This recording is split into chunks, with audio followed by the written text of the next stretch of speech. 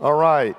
Hey, great. Thank you to Jeff, and thanks for having me, guys. It's an honor to be here today with so many wonderful baseball coaches.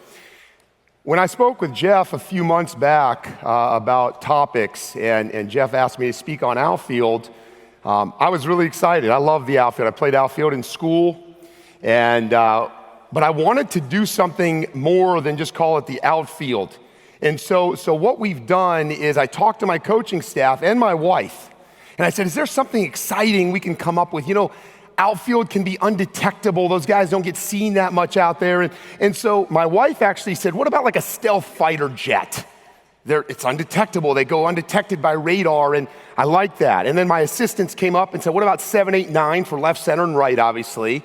Save the base, save the game, because there's so many things that those guys do that can help win us baseball games as coaches. So when we look at a stealth fighter, it's a fighter that's difficult to detect by radar. It's built for precise targeting, and it uses laser-guided missiles. So now let's look at the stealth outfielder. A stealth outfielder, undetectable. Think about it. The routes they take as we get into the next one, built for precision, the routes and angles and knowledge that they have out there, no one notices. They are the unglorified position. When they make a bad mistake, boy, everybody takes notice, but it's not the shortstop of the team. It's not the pitcher on the team on the center of the diamond elevated on that mound. They're out in the outfield. It's undetectable, but they're built for precision with what they do. And then just like the third dot there for stealth fighter uses laser-guided missiles, the stealth outfielder knows where to throw the baseball. And that's going to be the focus of our talk today. When you look at where to throw the baseball, when young men know where to throw the ball, efficiency comes into play. They play free and easy, which is what we want out of our guys. They go into autopilot mode. I heard Butch Thompson use that term this morning. That's where we want our guys. There's another coach in this room, Tim Corbin. I've listened to him speak. He says, let them play out there like a playground. When guys don't have to think, they play like a playground. So we've got to make sure as coaches that our outfielders know where to throw the baseball. What does this lead to when they can play free and easy? It leads to better communication, more aggressive in attacking the ball. They're not sitting back like, where am I going to go with this thing? Same way with our angles, more aggressive angles, a quicker release of the ball. I was told by Coach John Butler, my outfield coach at the University of Kentucky, he said for every step an outfielder takes, the base runner is taking 2.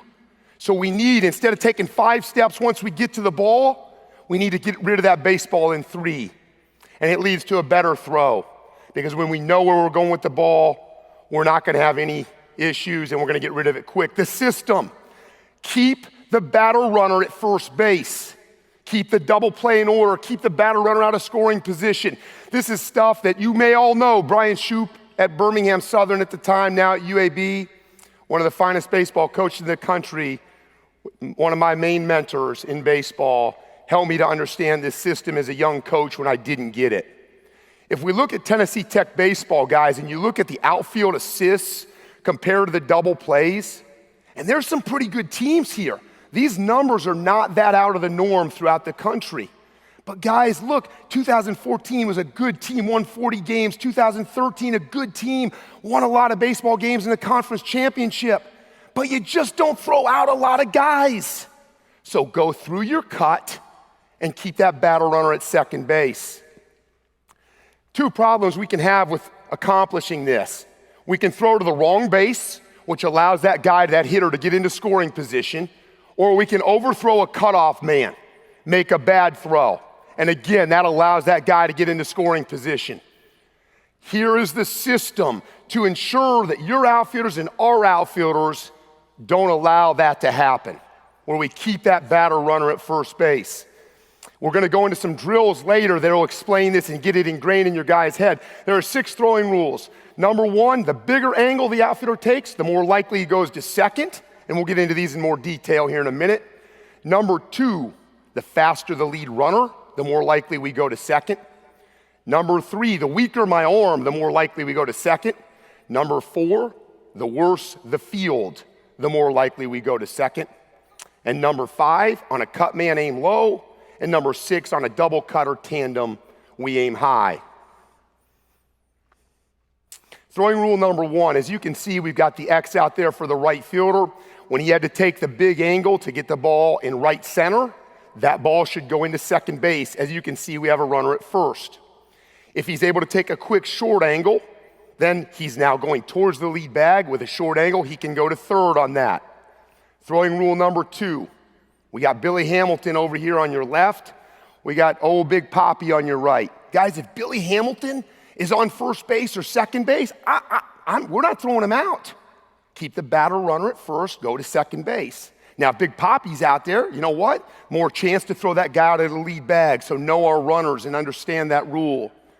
Number 3, on your screen, you guys remember that first pitch by 50 Cent? It went over to the first base dugout. We were talking earlier, like, why didn't he practice? He just thought he was gonna get, but if you got an arm weak like 50 Cent, or like mine was in the day, you gotta go to second base.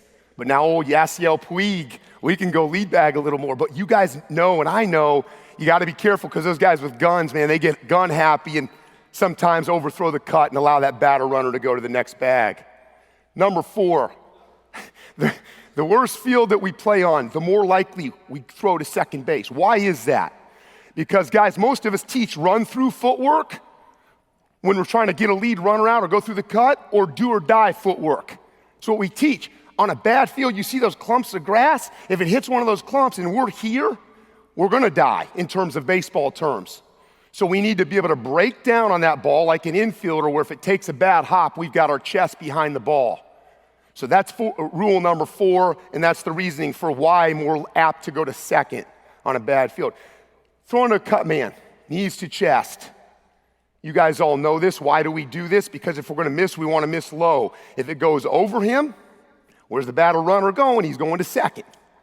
But when it is low, if I have to go get a nice easy short hop, I'll do that. Or if I can retract and get a long hop, it becomes easy for me, and we keep the batter runner at first base.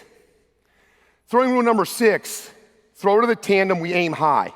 And again, you guys all understand this and get this. If we're gonna miss and we miss low to the tandem and this guy can't handle it, now that ball is rolling across the grass slowly, and it's taking forever. But if we miss high on the double cut, we've got a guy behind him. It's much more efficient and much quicker. Now, when do we not use a cut? Game-winning run. When we have to cut down that runner at the plate, or otherwise they're gonna win, throw it however you can to get it there. Or there's no back runner. This particularly happens typically on like a tag play. I'm playing right field, man at second, no one else is on. I catch the ball, mine, and I'm looking to go all the way to third if that guy's gonna tag. Now our pitcher better be there with depth, athletic, ready for the play, but those are the 2 times we do not use the cut. The ground ball rules. So we've got 6 throwing rules. Here's 5 ground ball rules. Number 1, ball at you, through the cut, go lead bag.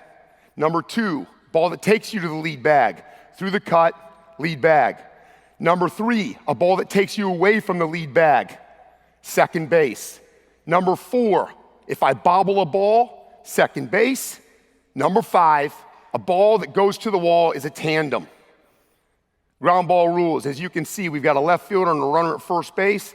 The dotted line is the hit ball. That's a ball at him. He will use run through or do or die footwork, whatever your system calls for, and he will go to the lead bag through the cutoff man.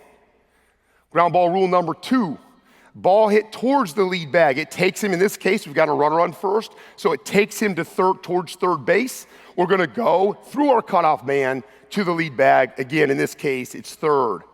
Ground ball rule number 3, a ball, as you can see, runner at first. This ball takes the X, the left fielder, towards the left center gap. He's gonna have no play on that runner going first to third, so he's gonna take this ball and throw it into second base. Why? It's the system. Keep the batter runner at first, keep the double play in order. Number 4, bobbled ball.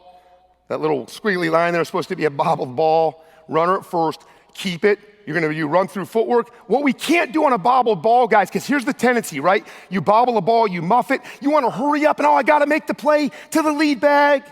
And we rush and we overthrow cut men, and then everybody's going everywhere. A bobbled ball, understand the rules.